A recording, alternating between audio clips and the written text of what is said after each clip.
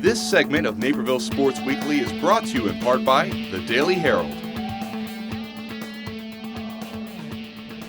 Eric, you've had almost a week to kind of decompress here after the Polo season has ended.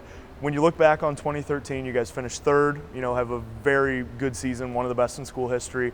I guess what kind of comes to mind? Hard work. We spent a lot of mornings here in this pool. We worked really hard as a team. We made sure we get our fundamentals down, and we tried to face Lions or Fenwick, whoever it was, and we did. It was not the result we wanted, but it was a great result nonetheless. We earned the trophy, and I'm really happy for me and the team. You helped lead the Huskies to back-to-back sectional titles. How different was that state experience? You guys go in kind of green last year after Naperville Central had kind of made their run the past couple seasons before that. You guys have been there before going in this year. Yeah, our last season it was mainly like 6 individuals working as together. We obviously weren't as strong, but it wasn't near as team oriented as was this year. This year being one of the top dogs in the state, we definitely had a new focus. We wanted to conquer every team we played, and that's especially in the sectional. That's what we did, and it was just an entirely different mindset. I loved it. This was by far my favorite season. I mean, we got a trophy out of it, which was awesome. So I couldn't be happier for me and the team. The thing that sticks out to me is your guys' schedule. Last year it was knocking off Loyola at home. You play Lions a couple times during the regular season. You play LT a couple times this year. Really tough schedule, I would imagine. Playing a lot of those foes, even in the regular season, has to be fun night in, night out. It is fun. We know a lot of the guys from ODP and clubs, so every time we play them, it's definitely fun. It's definitely exciting. So it was weird because last year we were training for Fenwick all year, and then we happened to play Lions at state. And this year we were training for Lions all year, and then we happened to play Fenwick. Kind of a switch, but either way, it worked out. We played them good twice, each Lions and Fenwick. So I couldn't be happier, like I said. You mentioned that, and that was what my next question was going to be. We hear you guys talking to us all year. Lions knocked us out last year. That's kind of driving us. We want to face them again. Was there almost a letdown when you guys have the sectional title, you look at the bracket, and you're going to play Fenwick? It's weird because they have totally different offenses, totally different defenses. They have just their entire playing style is unique, and we spent months, just months working on the certain strategies and certain plays, but we got to completely change it in a week for the next game, and it's like a huge switch. But we did it. We could do it, and I think that if we weren't able to, it would have been a lot more of a blowout, but it wasn't. It was a close game. So, yeah. Yeah, that was a fun one to watch. I understand you guys don't come up on the end that you like, but I would imagine being involved in that one. What was that one like? We were nervous because their best player, UCLA bound Matt Farmer, he was back, and it was the biggest story of the state because he beat Lions and along with the rest of Fenwick, and we were really nervous for him at first, but we just kept working on defense. But that's the one thing we wanted to focus on because, as long as we could hold them to X amount of goals, then we could work the offensive side. It'll come naturally. So I think that we were able to do that. Obviously, we lost, but it was a proud loss. We were really happy to see the outcome. So.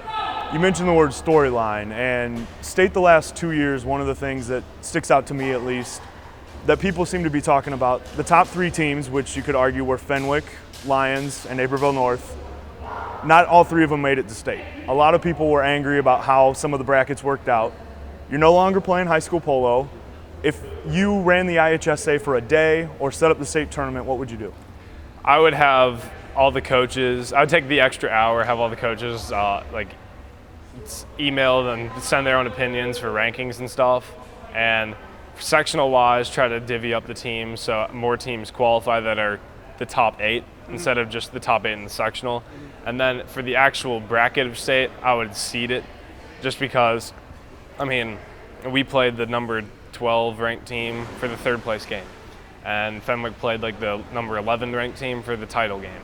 And it's one of those things that Lions obviously deserve to make it. And I think that should have been the championship game between us and Fenwick. So I that's what I would do personally. But I mean, there's nothing to change because can't do anything about it. We just wanted to get in there and play. For sure. I was just curious. Yeah. Now, looking at you the past couple seasons, we know you're a 4-year varsity player. Scored a lot of goals, triple digits the last 2 seasons. A lot of it this year when teams have been focusing on you. What's kind of been your mindset in the offensive zone that you're able to score so much? Last year I was able to do counterattack. I was the wing position, and I kept swimming and I kept fast breaking for goals. But this year we had to change that up just because we lost our whole set. Mm-hmm. So I had to play center this year, and definitely the first few weeks it was weird because it's the one position I've never played. But I mean, it worked out. The team.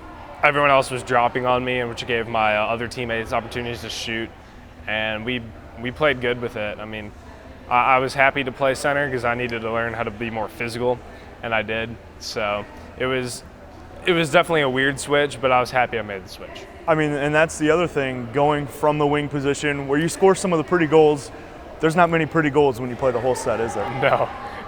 They're all like, it's not sloppy, but you're just only focusing on getting the ball in the net. And you don't want to try to have any finesse or anything like that. All you care about is getting the ball in the net, no matter what. So definitely with the bigger players, and even like Lions and Fenwick, their defenders are really physical. So that was an obstacle, but we were able to overcome it as best we can.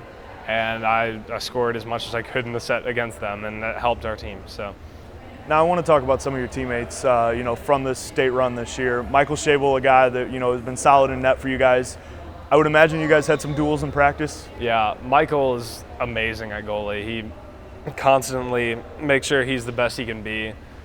I respect his character because he's very determined in and out of the pool to do good, succeed, and he was able to just shut down a lot of the goals from New Trier and Fenwick and St. Ignatius. A lot of like penalty shots and stuff, and a lot of goalies can't do that. So if it wasn't for Schabel, we would definitely have a lot more losses on our side. We pride our defense around him, so he really sparked this year. Nolan Roberts, a guy, some would say an all-state snub, was an all-around just workhorse for you guys this year. Nolan was our second leading scorer and leading stealer. He was the guy who just no one wanted to have the ball near him because he'd immediately swatted away. And Nolan is very talented, and I can't wait to see where he goes to college. Hopefully he'll go to a college near where I'm playing, so I'll be able to visit with him and stuff. But he's very talented. I consider him to be the best junior in the state. So next year he should be Player of the Year. And Garrett Nash, another guy for you guys that really was solid. Garrett definitely needed this season. He had obviously the back injury for swim season, and that was rough for him. But he was able to he was healthy enough to play water polo, and he made sure that he'd make this season as good as possible, just because he missed out so much in swimming, and he really succeeded. He did great. He was our second leading stealer this year. He had a lot. He was our main shooter in the man-up position, so I'm very proud of what he was able to accomplish. He definitely improved the most. You mentioned being excited about the future of Nolan. Drake McClure, as a sophomore this year, made an impact as a freshman last year. Future's got to be pretty bright for him. Yeah, he's also his work ethic is very, very high. I think that Drake will definitely succeed when it comes to being like a quarterback of the offense. He's very smart, so he'll try to run the plays, do all that stuff, and doing that as a junior is very impressive. So next year he'll definitely be able to step it up. I think he'll be a starter. So now you take off today for USA training camp for the national team. What do you expect to kind of get out of that? I would imagine getting prepped for college water polo has to be priority. My main goal with this is just honestly, take the transition from high school to college. It's a huge jump, especially for Illinois. The talent out there is huge, and they're all really physical and big. So the most I can to learn how to play against them, it'll help me even more when I go to college, and it'll be exciting. I know a few guys from Illinois, like Matt Farmer and Matt Bresnahan, are coming out with me, but I mean, it's basically all California kids, and they're all really talented. So I'm just hoping I can hold my ground. you're making that transition to the Air Force Academy team. Losing 7 seniors, but a Final Four team this past year, I would imagine there's a lot at stake when you consider not only are you going to be an athlete there, but Air Force Academy, not your typical college experience. Yeah, it was a tough decision for me. I was looking between there, Navy, and a few other public schools, but I liked how my future, I could see it clearly. I love the team. They're all very, very nice. They're just one big family. The opportunities that the school gives, plus the financial situation, I'm not going to pay for school, which is very nice.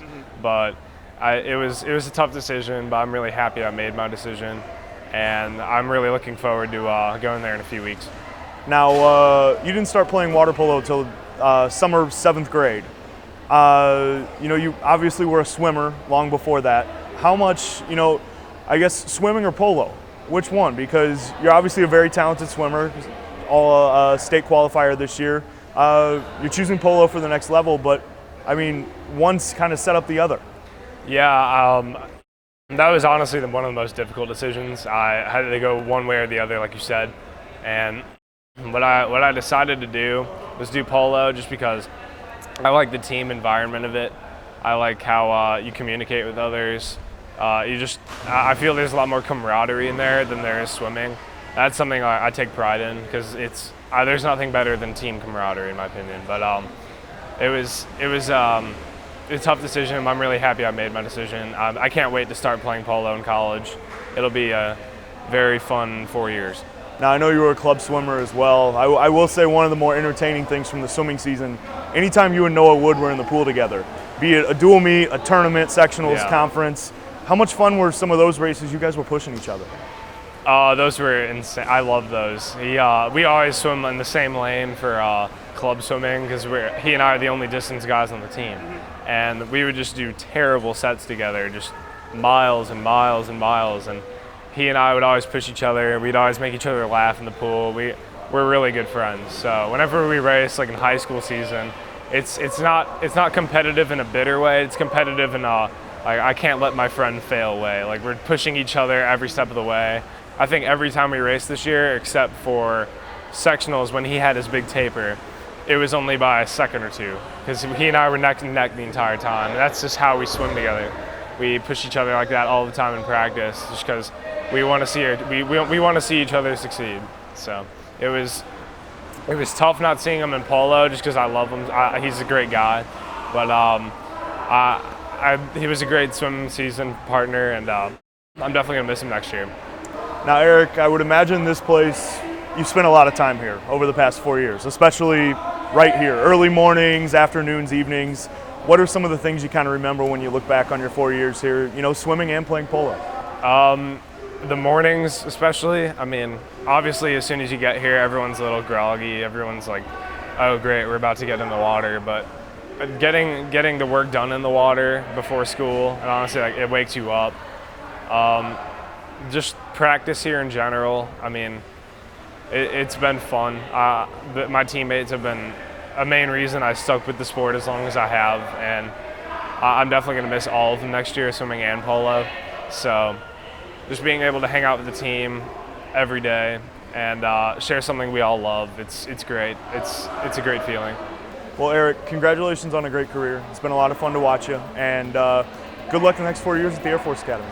I really appreciate it. Thank you.